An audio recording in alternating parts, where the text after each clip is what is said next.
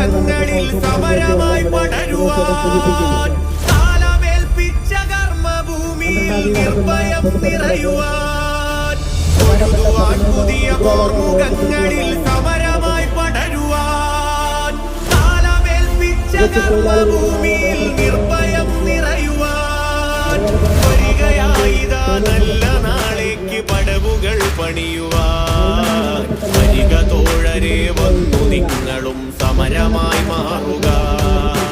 വരികയായിതാ നല്ല നാളേക്ക് പടവുകൾ പണിയുവാൻ വരിക തോഴരെ വന്നു നിങ്ങളും സമരമായി മാറുക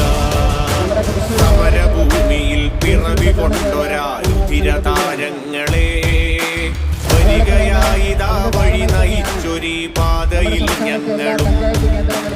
അവര സ്നേഹത്തിൽ അമരരായി